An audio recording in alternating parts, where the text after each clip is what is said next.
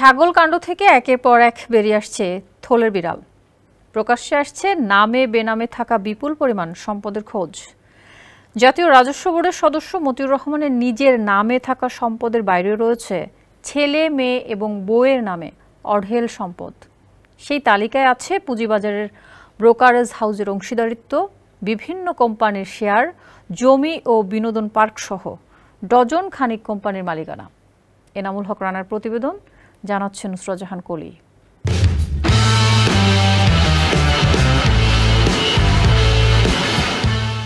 এতদিন আলোচনা সমালোচনার ঊর্ধ্বেই ছিলেন জাতীয় রাজস্ব বোর্ডের সদস্য মতিউর রহমান, কিন্তু ১৫ লাখ টাকার ছাগল কাণ্ডে প্রকাশ্যে আসে সরকারি এই কর্মকর্তার সম্পদের পাহাড়। নিজের সম্পদের বাইরেও খোঁজ পাওয়া গেছে তার প্রথম স্ত্রী লায়লা কানিজের বিপুল পরিমাণ সম্পদের। বিপুল পরিমাণ অবৈধ সম্পদ গড়তে অত্যন্ত চাতুরতার পরিচয় দেন রাজস্ব বোর্ডের এই কর্মকর্তা। প্রথম স্ত্রী লায়লা কানিজের নামে বিভিন্ন জায়গায় গড়ে তুলেছেন স্থাপনা। লায়লা কানিজ পেশা একজন শিক্ষক হয়ে কিভাবে এত সম্পদের মালিক বনে গেলেন, এ নিয়েই এখন উঠছে প্রশ্ন। তো এই পার্কে যে একটা গেট করছে, গেটের সামনে আমার 4 ডিসিম জায়গা আছে। আমারে ধরছে যে পার্ক ঢুকতে হয়, এটার জন্য আমার এই জায়গাটা দেওয়ার জন্য বৈশা লোকজন বৈশা 2 ডিসিম জায়গার দাম 10 লাখ টাকা নির্ধারণ করছে। বইরা আমার 1 লাখ টাকা বায়না দিছে, 50,000 ইম করে 4 লাখ টাকা দিছে। আমার পরে যে 2 ডিসিম জায়গা ওইটা আইসা প্রায় 1-200 লোক লইয়া এটা মিলে ডালাই দিয়া রথতলায় ডালাই দিয়া দখল করছে। জানা গেছে লায়লা কানিজ লাকি ছিলেন রাজধানীর সরকারি তিতুমির কলেজের বাংলা বিষয়ের সহযোগী অধ্যাপক। শিক্ষকতার পাশাপাশি রায়পুরা উপজেলার মরজালে প্রায় 1.5 একর জমিতে ওয়ান্ডার পার্ক ও ইকো রিসোর্ট নামের একটি বিনোদন কেন্দ্রের মালিক তিনি। 2023 সালে চাকুরি ছেড়ে উপনির্বাচনে প্রার্থী হলে রায়পুরার এমপি রাজিউদ্দিন আহমেদ রাজুর সহযোগিতায় বিনা প্রতিদ্বন্দ্বিতায় রায়পুরা উপজেলা পরিষদের চেয়ারম্যান হন লায়লা কানিজ। বর্তমানে তিনি নরসিংদী জেলা আওয়ামী লীগের বর্তমান কমিটির দুর্যোগ, ত্রাণ ও সমাজ কল্যাণ বিষয়ক সম্পাদকের দায়িত্ব পালন করছেন।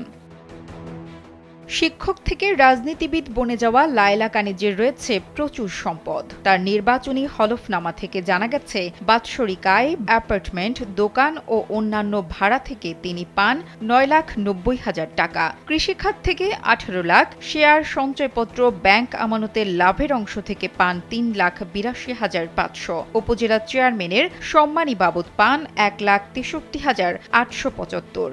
ব্যাংক সুদ থেকে 1,18,939 টাকা পান। এছাড়াও বিভিন্ন ব্যাংক ও আর্থিক প্রতিষ্ঠানে তার জমা রয়েছে 3,55,00,000 টাকা। এদিকে নরসিংদীতে মতিউর রহমান ও লায়লা কানিজ দম্পতির রয়েছে একটি আলিশান ডুপ্লেক্স বাড়ি। শুক্রবার কালবেলা প্রতিবেদক ওই বাড়িতে গেলে ভেতরে ঢুকতে দেওয়া হয়নি তাকে। কয়েক কোটি টাকা ব্যয়ে নির্মিত আধুনিক স্থাপত্যের বাড়িটি বেশ বিলাসবহুল। বাইরে থেকে দেখলে রাজকীয় প্রাসাদ বললে ভুল হবে না। 1.5 একরের বেশি আয়তন জুড়ে নরসিংদীতে লায়লা কানিজের ওয়ান্ডার পার্কটির অবস্থান। বিলাসবহুল একাধিক কটেজ ছাড়াও পার্কটিতে রয়েছে বিভিন্ন বয়সীদের জন্য বেশ কিছু রাইড, ভাস্কর্য, স্থাপনা এবং একটি লেক। স্থানীয়দের কাছে উপজেলা চেয়ারম্যান লাকির পার্ক নামেও পরিচিত এটি। এ ব্যাপারে রায়পুরা উপজেলা মুক্তিযোদ্ধার সাবেক কমান্ডার বীর মুক্তিযোদ্ধা মোহাম্মদ নজরুল ইসলাম বলেন, মতিউর রহমান এবং তার স্ত্রীর এত সম্পদ জনমনে প্রশ্নই বাড়াচ্ছে কেবল। একজন শিক্ষক হয়ে এত সম্পদের মালিক হলে জনমনে প্রশ্ন ওঠা স্বাভাবিক বিষয় বলে মনে করছেন মরজাল ইউনিয়নের সাবেক চেয়ারম্যান সঞ্জিদা সুলতানা নাসিমা।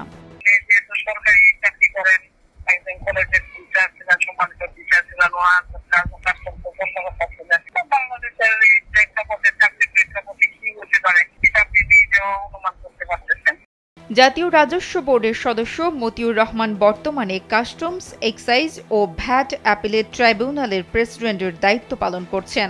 তার প্রথম স্ত্রী নরসিংদীর রায়পুরা উপজেলা পরিষদের চেয়ারম্যান লায়লা কানিজ লাকি।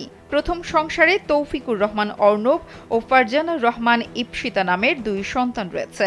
অন্যদিকে আলোচিত ওই তরুণ মুশফিকুর রহমান মতিউর রহমানের দ্বিতীয় সংসারের প্রথম সন্তান। দ্বিতীয় স্ত্রী ফেনীর সোনাগাজী এলাকার শাম্মী আক্তার, স্থানীয় সংসদ সদস্য নিজাম হাজারীর মামাতো বোন।